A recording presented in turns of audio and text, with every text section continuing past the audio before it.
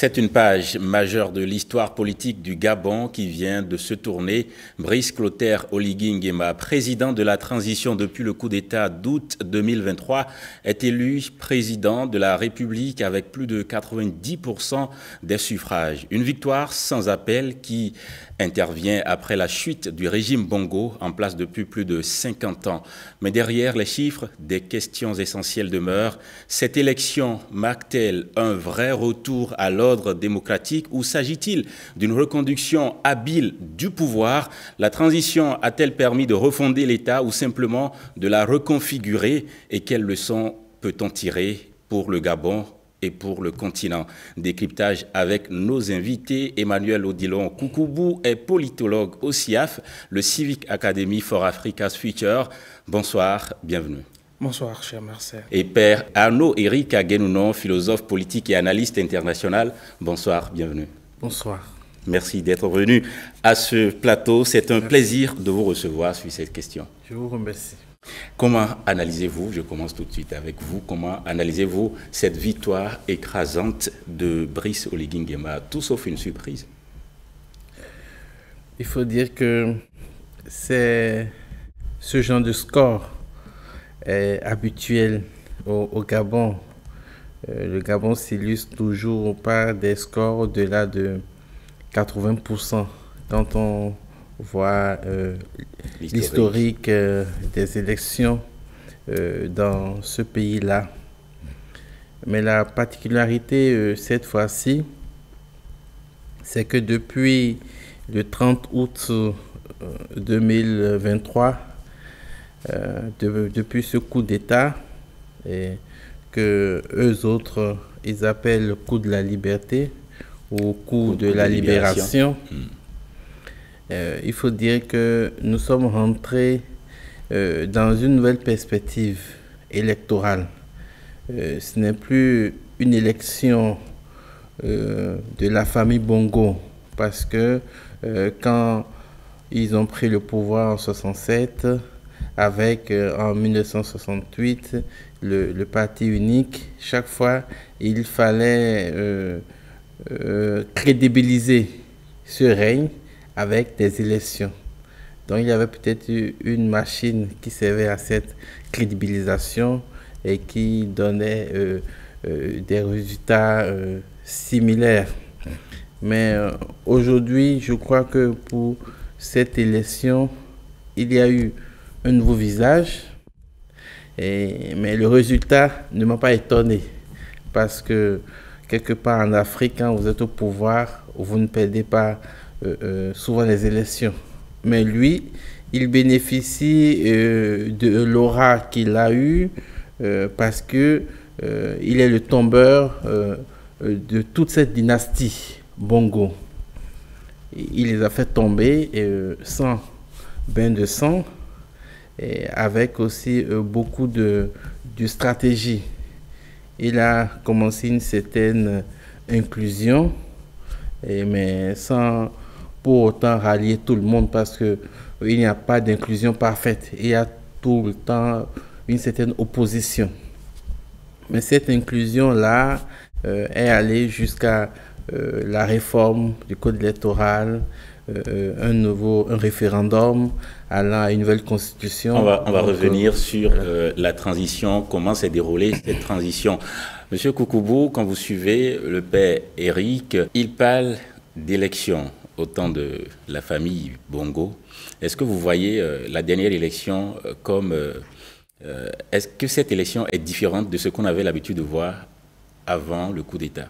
On peut essayer de voir quelques différences. En 58 ans, c'est la première fois qu'on voit un bulletin de vote sans la famille Bongo.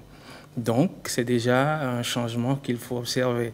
Dans la campagne, il n'y a pas eu de campagne PDG avec Bongo, que ce soit le père, que ce soit le fils, en tête de Bon comme candidat. C'est déjà un changement qu'il faut noter, une différence. C'est aussi, bien évidemment, pour une première fois en 58 ans, une élection qui intervient après une transition. Donc, si vous voulez des différences, on peut y aller comme ça. Maintenant, quand on regarde dans le fond, on peut estimer qu'il n'y a que le nom qui change. On peut estimer qu'il n'y a que le nom Bongo qui ne s'affiche pas, sinon, au fond, celui qui est là n'est que l'autre figure du clan Bongo qui a réussi à faire tomber ses bienfaiteurs ou ceux qui l'avaient servi par le passé. Regardez un peu son histoire. D'abord, aide de camp du père, chef de la garde présidentielle du fils, qu'il a réussi à faire tomber, mais après, à part le nom qui a changé, les méthodes n'ont pas changé. À part le nom qui a changé, le système n'a pas changé. Vous avez les mêmes méthodes, vous avez le même entourage, pratiquement, et quand vous observez, à part la famille Bongo, c'est-à-dire l'ancien président, son épouse, ses enfants, son entourage proche, qui ont connu quand même quelques démêlés judiciaires et autres. Le reste, au fond, ça tourne autour du même pouvoir. Des ministres qui ont été maintenus et tout. Donc, vous observez que généralement, il n'y a pas eu de changement dans le fond. Et même quand vous regardez un peu les réformes qui ont été menées, ça n'a pas été des réformes pour refondre profondément le système. N'a-t-on pas des raisons de parler de pluralisme électoral là maintenant, vu le déroulé des faits de la campagne qui a apporté aujourd'hui? Si je considère le pluralisme au sens dont vous parlez, est-ce qu'il manquait le pluralisme auparavant, sous Bongo? Il n'y a pas eu de changement. L'opposition n'était pas empêchée d'aller aux élections auparavant. Même en 2023, l'opposition était aux élections. Jusqu'à aujourd'hui, Ondossa continue de proclamer qu'il a été vainqueur des élections. En 2023. Avant lui, Jean Ping a proclamé pendant longtemps qu'il a été vainqueur aux élections. Donc, il n'y a pas eu, avant lui, un empêchement opposé à l'opposition politique de participer aux élections. C'est sur les résultats qu'il y a toujours eu un problème. Donc, là encore, il n'y a pas, au fond, de problème.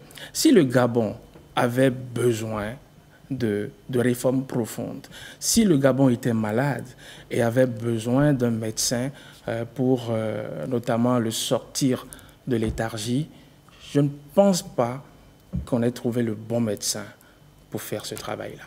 Brice Clotaire Oligui Nguema n'est pas encore le bon médecin du Gabon. Vous pensez aussi la même chose, mon père?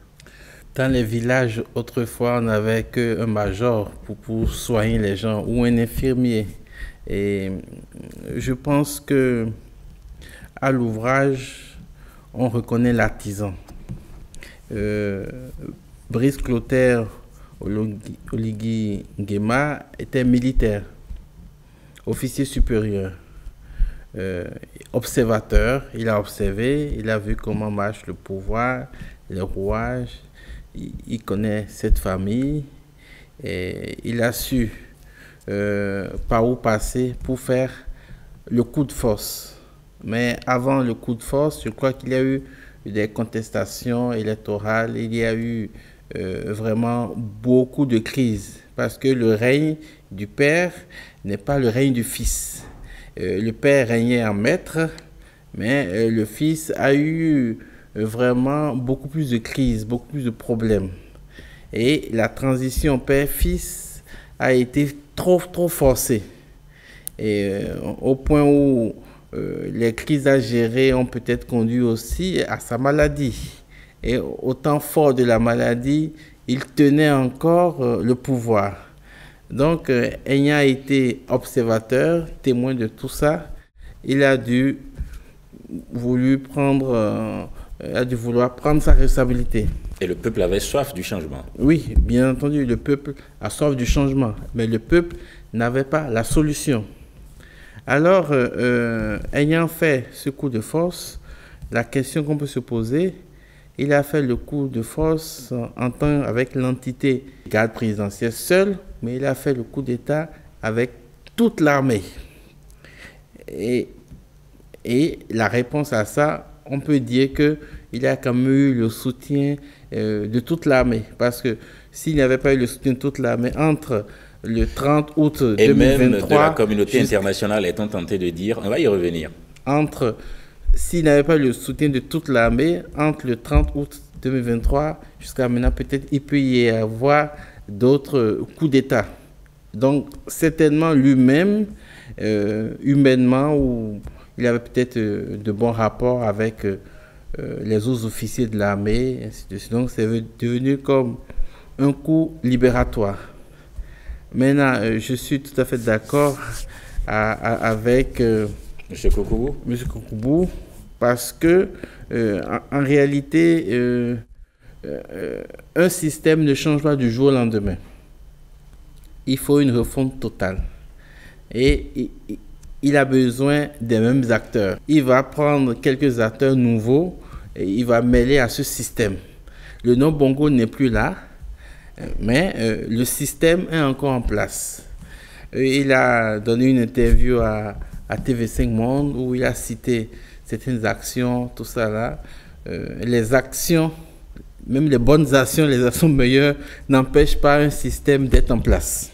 Le même système peut être en place et avec lui, ce même système peut changer, peut avoir une autre stratégie où ce système peut produire d'autres valeurs et d'autres variantes. C'est à l'œuvre maintenant qu'on va découvrir quelles seront les difficultés auxquelles il va faire face. On verra quels seront les problèmes, ceux qui vont réagir, la classe politique, tout ça. On parle de multipartisme. Il y avait un multipartisme. Mais est-ce qu'il y a vraiment du militantisme? Est-ce qu'il y a vraiment un engagement de l'opposition? On fera l'analyse. Voilà. En fait, nous avons un reportage qui fait le petit rappel historique que nous allons voir. Au nom du peuple gabonais et garant de la protection des institutions, avons décidé de défendre la paix en mettant fin au régime en place. 30 août 2023, le Gabon bascule. Quelques heures après l'annonce de la réélection controversée d'Ali Bongo, des militaires interviennent, annulant les résultats et mettant fin à 56 ans de règne de la famille Bongo. Les élections générales du 26 août 2023, ainsi que les résultats tronqués, sont annulés. Le général Brice Clotaire Oligui Nguema, chef de la garde républicaine, est désigné président de la transition. Il promet des institutions plus fortes et des élections libres. Le 4 septembre 2023, Oligui Nguema prête serment en tant que président de la transition. Je m'engage solennellement et sur l'honneur à tout mettre en œuvre pour la réalisation de l'unité nationale. Je le jure. Avec les nouvelles institutions mises en place, nous pouvons rêver mieux.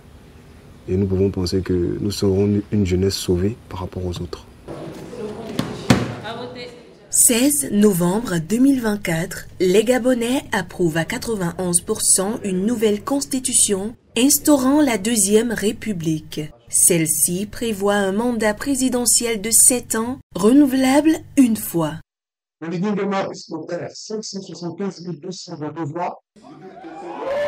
13 avril 2025. Brice Clotaire Oligui Nguema est élu président avec 90% des voix. Son principal opposant n'obtient que 3%. Le taux de participation atteint 70,40%, marquant un véritable regain démocratique. Dieu n'abandonne pas son peuple. Si certains saluent une nouvelle ère, d'autres critiquent une transition favorisant le maintien au pouvoir d'Oligui Nguema. Mais les défis restent nombreux. Diversification économique, Lutte contre la corruption et consolidation démocratique, le Gabon entame un nouveau chapitre de son histoire. Reste à savoir si les promesses du renouveau se traduiront en réalité tangible pour les Gabonais. Alors, Monsieur Koukoubou, comment comprendre ce coup d'État du 30 août 2023? Mais je pense que le père avait commencé par en parler un peu. Et vous-même, d'ailleurs, il y avait un besoin de changement. Il y avait un besoin de changement. Si vous remarquez un peu la nouvelle vague de coups d'État que nous avons connue en Afrique, la plupart arrivent pour répondre à un besoin social, à un besoin formulé par les masses.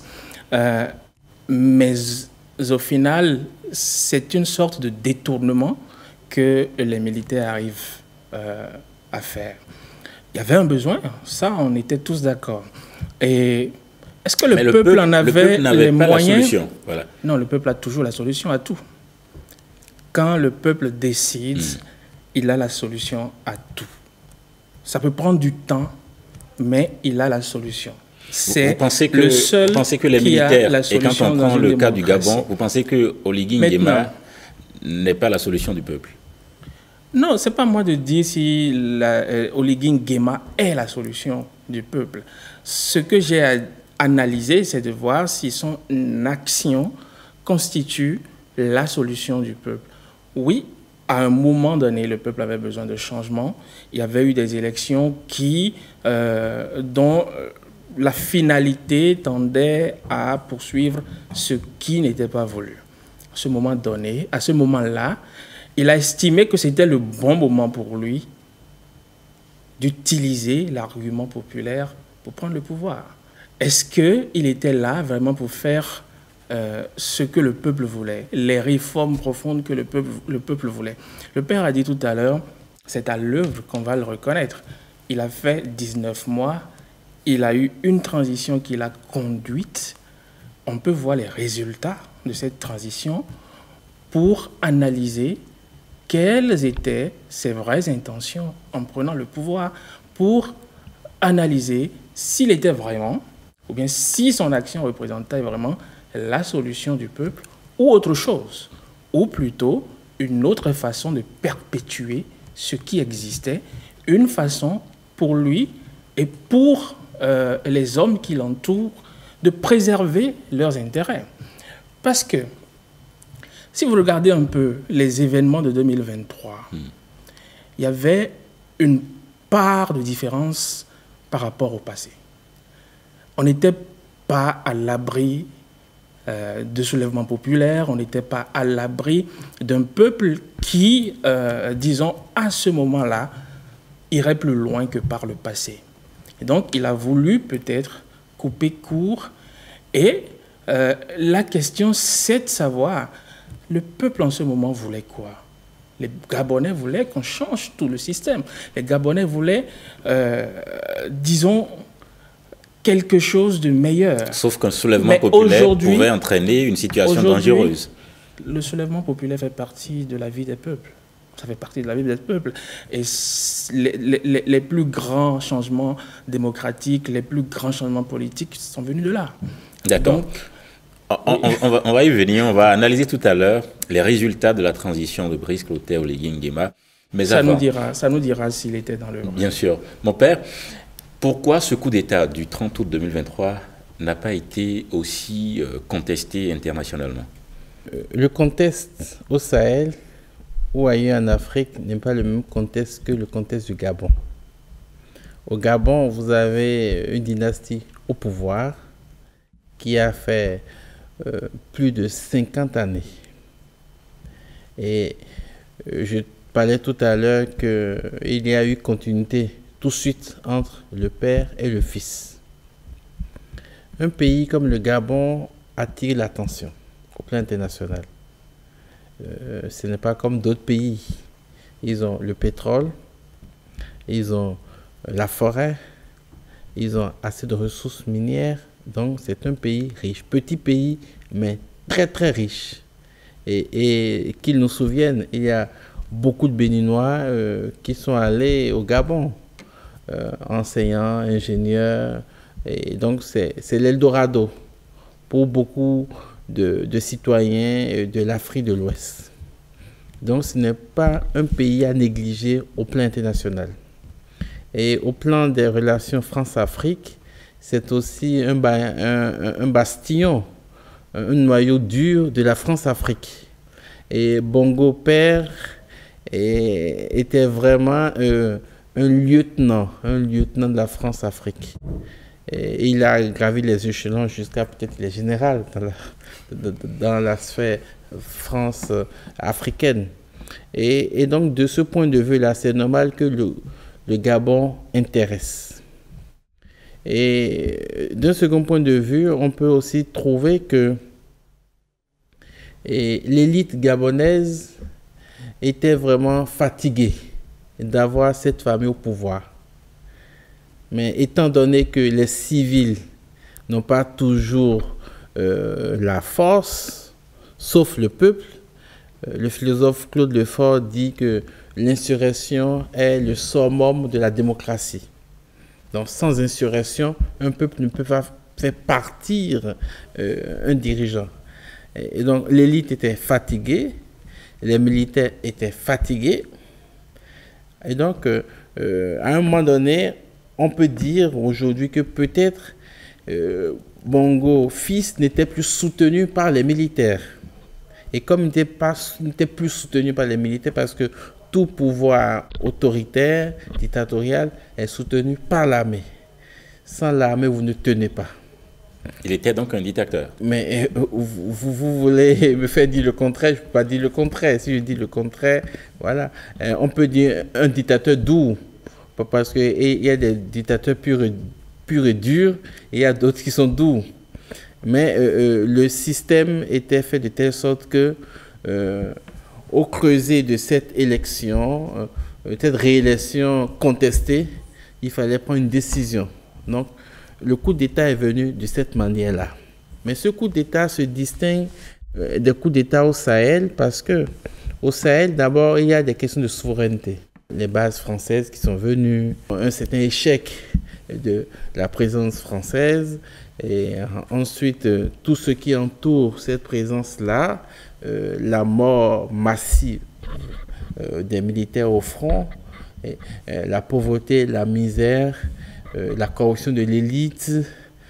Donc les coups d'État au Sahel sont purement différents. Ces coups d'État-là ont été forgés, formatés dans le souverainisme, donc la souveraineté africaine, le panafricanisme, et bouté dehors l'impérialisme.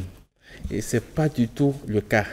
Et vous voyez, les panafricanistes condamnent le changement de treillis et aujourd'hui le port de la veste. Voilà, il était militaire, il dit non, je vais donner le pouvoir aux civils.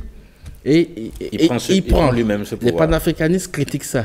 Mais au Sahel, quand ceux-là vont prendre la veste après et continuer, ils ne vont pas critiquer. Ils se disent non, ces militaires-là sont sur le prisme du panafricanisme. Mais ce n'est pas parce que celui-ci va toujours continuer une certaine collaboration avec la France. Et j'espère que ce sera une collaboration d'égal à égal. Sinon, les mêmes problèmes vont continuer. Finalement, ils vont perdurer. La promesse de la rupture avec le régime Bongo n'a-t-elle pas été tenue? À l'heure actuelle, on ne peut pas parler de rupture totale. Ça fait bientôt totale. 20 mois que Bongo n'est plus au pouvoir. Vous avez une rupture avec le non. Monsieur Kokoubou le disait tout à l'heure, avec le non. Il faut quand même un début. Il faut quand même un début. Mais la rupture profonde, c'est pas pour maintenant. C'est dans les jours à venir, les mois à venir qu'on va sentir la rupture profonde. D'abord, la rupture profonde pour moi, c'est déjà dans le train de vie de l'État. Dans le train de vie de l'État. Quel sera le train de vie de l'État? Il faut qu'il y ait davantage de partage de ressources. Il faut arrêter avec deux mondes. un monde élevé, le monde de l'élite et la pauvreté. Donc, quelles seront les solutions économiques, les solutions de développement qui seront apportées vraiment pour cette population-là? Et deuxième chose, pour qu'il y ait vraiment rupture, il faudrait que ceux qui sont considérés comme opposants de longue date, opposants idéologiques à la famille Bongo, puissent être nommés à des postes clés de responsabilité. C'est très important. S'il reste entre eux les mêmes qui ont été toujours là, et puis les militaires à la retraite, tous ceux-là sont associés. Et si c'est ça, ce serait que il y a rupture de personnes, mais pas rupture systémique et systématique dans le règne et dans la gestion du pouvoir. Parce que quoi, Oligui Nguema peut s'associer avec ses amis, les anciens militaires ou militaires à la retraite, et dit maintenant c'est notre tour, régnons nous-mêmes. Donc là, il y a rupture, mais rupture qui va vers un autre pouvoir dur, vers encore l'autoritarisme. Il faut qu'il y ait rupture fondamentalement qui va vers une ouverture fondamentale vers la démocratie, où effectivement nous voyons tous les standards internationaux de la démocratie avec une inclusion de toutes les ethnies, une inclusion avec tous les partis politiques, et là nous verrons réellement qu'il y a rupture. Mais les événements que nous avons connus jusque-là, depuis la transition, les quelques mois de la transition, les événements que nous avons connus, dialogue national, révision de la Constitution et d'autres faits marquants de cette transition, ne répondent-ils pas encore aux attentes du peuple?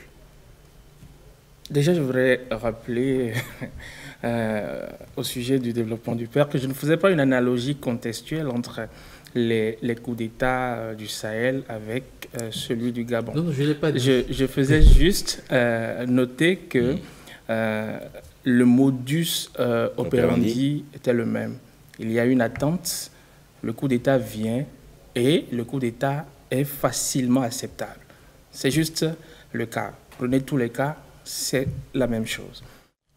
Vous pouvez y ajouter la Guinée, c'est la même chose. Maintenant, la rupture dont le père parlait, notamment, normalement, ça ne devrait plus être au futur.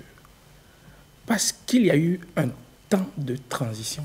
Vous pensez qu'on n'est pas encore dans la rupture? Vous réitérez. Mais le père vous a dit qu'il n'y a pas eu de rupture. C'est son avis. Il y a eu une rupture.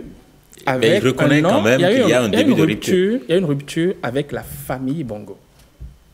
Vous êtes d'accord? Mais il n'y a pas eu rupture de système. On n'a pas encore connu. Donc, et ce que je disais, c'est que la rupture était censée être faite au temps de la transition. Alors, si aujourd'hui nous en sommes à en parler au futur, à quoi a servi la transition? C'est la vraie question. Une transition, ça sert à passer d'un état décrié à un état souhaitable. Mais nous sommes tous ici en train de reconnaître... Les Gabonais ont souhaité un changement. Nous sommes ici tous en train de reconnaître qu'il n'y a pas eu de rupture, qu'il n'y a pas eu de changement fondamental. Comment avez-vous observé alors l'armée pendant la transition? Dans quel rôle? Arbitre, acteur ou faiseur de roi finalement? L'armée est restée au pouvoir. Ce n'est que ça. Et quand on dit armée, Oligui Nguema est resté au pouvoir. Il a usé de jeux de mots pour rester au pouvoir. Je vais remettre le pouvoir aux civils. C'est ce qu'il a dit en venant au pouvoir. Oligui Nguema est-il devenu un civil? Je ne serai pas... Vous allez répondre. Je ne serai pas candidat aux prochaines élections. C'était sa promesse. À l'approche des élections, il dit bon, je descends le kaki, je prends le costume, je deviens civil. Mais écoutez, normalement, c'est pas tenable. Un putschiste qui reste dans ses fonctions et qui dit je ne suis plus militaire, je démissionne, je deviens, en gardant toutes les rênes du pouvoir. c'est quand même quelque chose... Est-ce que c'est la personne de Oligui Nguema qui dérange aujourd'hui? Non. Ce n'est pas une affaire de personne. Et comme je l'ai dit, c'est une affaire de système. Et comme je le disais... Peut-être qu'il aurait remis le pouvoir à un civil, à un vrai civil, que vos analyses seraient différentes. Non. Il aurait fait les choses comme il se devait. Il aurait organisé les choses comme cela se devait, que cela aurait abouti à des élections, on va dire, qui aboutissent, qui amènent au pouvoir. Quelle est alors votre appréciation de la transition? Non, la transition a servi à dresser le tapis rouge à M. Oligui Nguema. Ça a été ça. On a fait une réforme constitutionnelle. La réforme constitutionnelle, est-ce que vous avez l'impression que ça a rompu avec le passé? Non, la réforme constitutionnelle a servi essentiellement à exclure des candidats de l'opposition qui pouvaient faire ombrage. Celui qui, il y a 2 ans, était candidat face à Bongo, qui autoproclamait sa victoire, que tout le monde pensait avoir gagné les élections, on a trouvé le moyen de l'exclure des élections de 2025. Pas que lui, d'autres qui pouvaient faire ombrage ont été exclus du processus électoral. Et cela a dressé le chemin à quelqu'un qui était au pouvoir, qui a promis ne pas être candidat et qui se retrouve à quelques semaines des élections à dire « je ne suis plus militaire, je suis civil et donc je suis éligible à être candidat ». Est-ce que vous pensez que ça, c'était des conditions optimales à des élections ouvertes? Père Éric, Oligui Nguema n'aurait pas dû être candidat? Avant de répondre à la question, je veux dire à M. Koungou que ce n'est pas un débat contradictoire. C'est une analyse, chacun apporte les éléments. Et je pense qu'avec le coup d'État, il y a eu au moins un divorce avec la famille Bongo. Ce que réclamait le peuple. Ce que réclamait le peuple. Ce que réclamait le peuple. Même s'il y a eu un civil après, il peut ne pas y avoir de rupture. Et je disais que rupture au sens de M. Koungou, c'est rupture systématique, systémique. Et ça, on ne peut pas l'avoir tout de suite. Tout de suite. Il faut du temps pour ça. Mais rupture au sens de divorce, au sens de séparation avec la famille Bongo, il y a eu rupture de ce point de vue-là. Maintenant que lui-même prenne le pouvoir, c'est vrai qu'il a dressé un lit qui lui a permis de prendre le pouvoir. Aujourd'hui, le régime aujourd'hui, il n'y a plus de Premier ministre. Il y a un vice-président et donc régime présidentiel. C'est le choix qui a été fait. Bien sûr. Ils sont allés au référendum. Et on sait qu'en Afrique, le peuple est souvent en marge de la vie politique. La vie politique est gérée par l'élite. Et le peuple suit ses leaders. Donc là, il y a eu réforme électorale. Donc au plan institutionnel, ils ont fait tout pour aboutir aux élections. Mais en profondeur, faire tout, il n'y a pas eu... C'est profiter par exemple de l'ignorance du peuple, de la grande masse? Bien sûr, profiter de l'ignorance du peuple. Une élite a tout fait pour vraiment arriver à un but. Le but c'est quoi? Bongo n'est plus là, nous gérons les choses. Mais vous savez, il y a eu des accords. Certainement, vous allez voir des clans se former. Donc, il y aura une recomposition de la carte politique. Mais ce qui est sûr, que lui, il dise « je ne serai pas candidat, je vais laisser le pouvoir au civil » et ensuite, il se présente, ça veut dire qu'il y a une petite crise interne, une petite crise de confiance. Il n'a pas confiance. Donc, et il préfère garder le pouvoir parce qu'il n'a pas confiance. S'il avait confiance, il allait vraiment se mettre en retrait, ne pas être candidat et il y aurait d'autres personnes. Il n'aurait pas dû être candidat. Vous êtes sûr qu'il aurait voulu ou bien qu'il se serait mis de côté? Quand on regarde un peu l'histoire, j'ai dit, quand on regarde c'est à cause d'une crise de confiance qu'il a tenu à garder le pouvoir. S'il avait vraiment confiance, il allait laisser le pouvoir, mais il n'a pas confiance. Les réformes ont été faites. Justement, mais les réformes peut-être taillées sur mesure. Ce type de transition, que révèle-t-il sur les réformes contemporaines du pouvoir en Afrique francophone surtout? Non, il n'y a pas eu de réforme systématique à travers tous les pays. Je crois que c'est contextuel. Par exemple, que ce soit les pays qui ont connu des coups d'État récemment, comme ceux qui n'en ont pas connu, mais de l'Afrique francophone. Oui, quand je m'en tiens aux pays qui ont connu des coups d'État, et c'est là où, j'enquiquinais un peu le père, c'est que tous sont venus en disant on va retourner le pouvoir aux civils. On a constaté que la transition continue ailleurs. Pas remis. Bizarrement, c'est en fait l'un des derniers, Oligui Nguema, qui se retrouve être parmi les premiers à remettre à un civil qui n'est que lui-même. Est-il aujourd'hui le plus correct des putschistes? Non, vous ne me ferez pas dire ça. Vous ne me ferez pas dire ça. Ce que je constate, c'est que tous ceux qui ont pris le pouvoir par les armes depuis, on va dire, disons 5 ans, ne l'ont pas remis. Ils sont tous restés par un chemin ou un autre.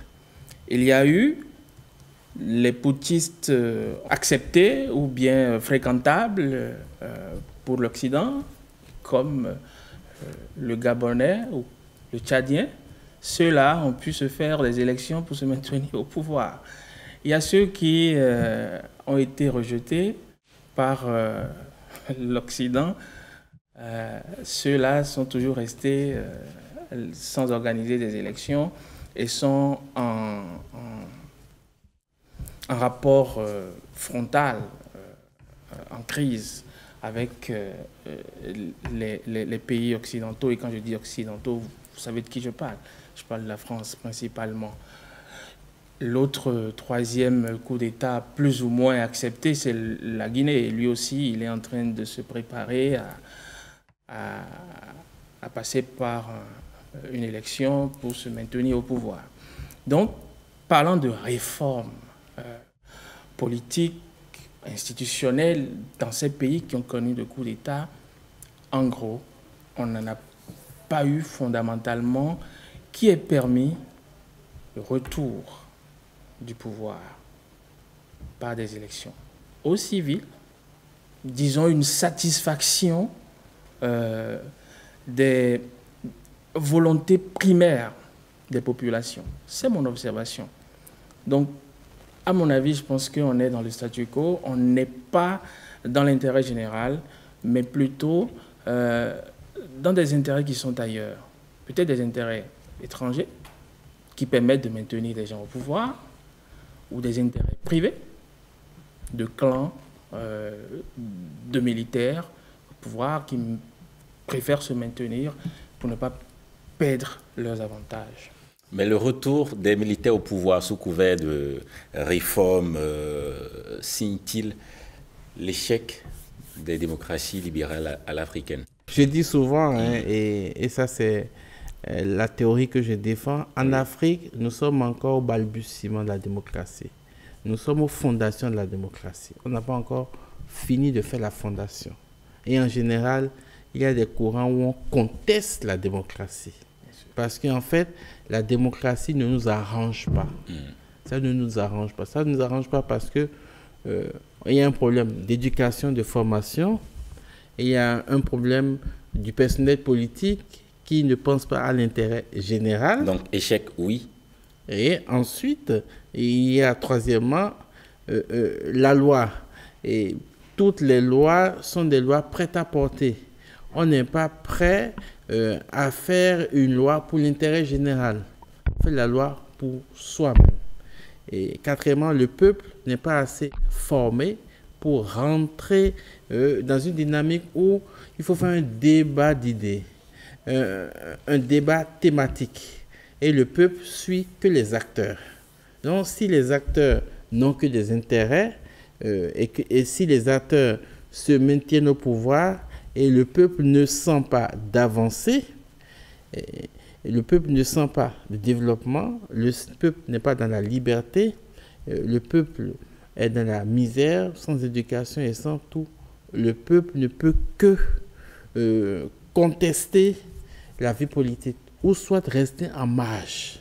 Donc quand il y a l'échec de l'élite politique, l'élite militaire veut prendre. Mais pourquoi l'élite militaire prend le pouvoir? Parce que l'élite militaire a uniquement l'arme. C'est parce que l'élite militaire a l'arme qu'elle prend le pouvoir. L'élite militaire est comme l'élite civile. Et dans la mise en œuvre et dans le travail au pouvoir, quand un militaire vient au pouvoir, vous allez voir, vous allez observer, le pouvoir a ses réalités. Et humainement, il faut vraiment de l'épaisseur, il faut vraiment du courage et de la détermination pour gérer le pouvoir pour les autres et non pour soi-même. Et donc, le pouvoir n'est jamais facile à gérer.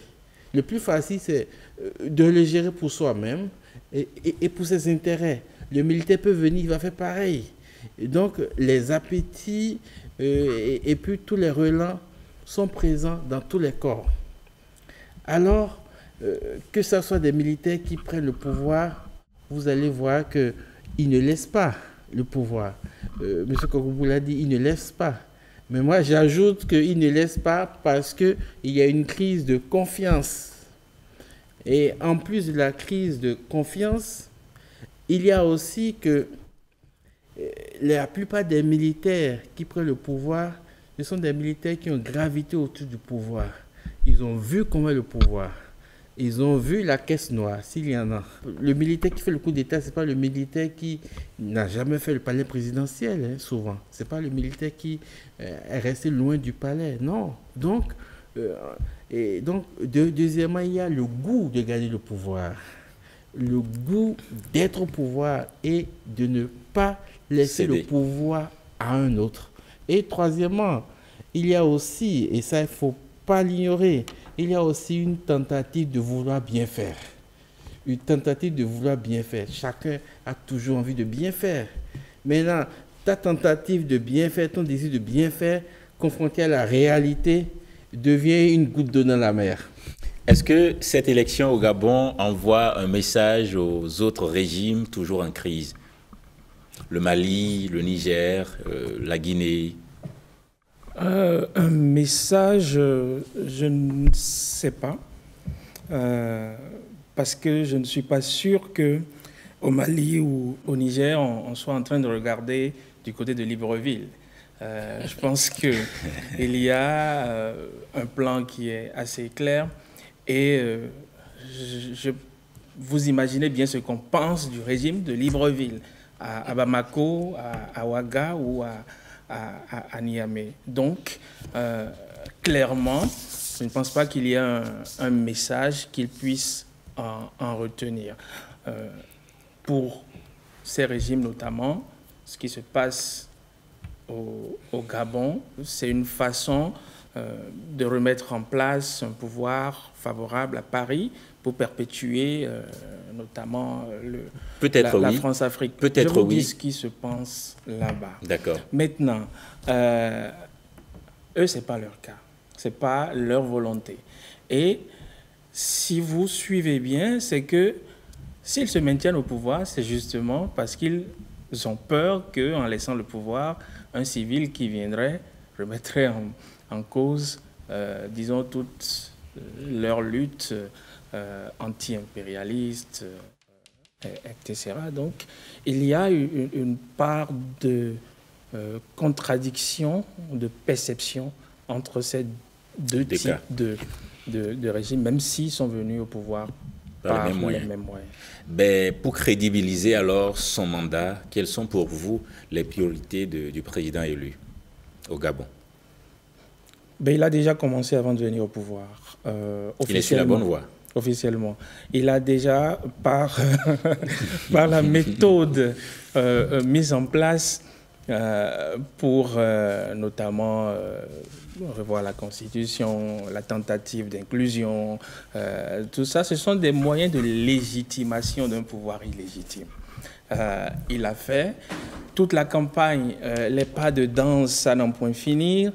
Tout ça, c'est pour, notamment en termes de communication politique, c'est pour activer une sorte de rapport direct et apprécié avec les masses. Donc, tout ça, ça contribue. Et après, maintenant qu'il a pris le pouvoir, je pense qu'il faut qu'il assume. Si on fait table rase de tout ce qui s'est passé jusqu'ici, je pense que là, maintenant, pour être davantage crédible, peut-être qu'il a à travailler notamment à revoir la classe politique. Il a pris le pouvoir. Maintenant, ceux qui sont mécontents, il faut dialoguer avec eux, pacifier un peu la classe politique, travailler à ce qu'il y ait un renouvellement. Lui n'est pas dans le renouvellement, mais travailler à ce qu'il y ait une sorte de renouvellement qui puisse advenir. Et après ça, je crois que le père l'a dit d'une manière ou d'une autre, s'il y a des coups d'État, c'est parce qu'il y a échec de gouvernance. Donc, la démocratie, c'est d'abord une affaire de démocrates. Donc, il faut qu'il soit démocrate.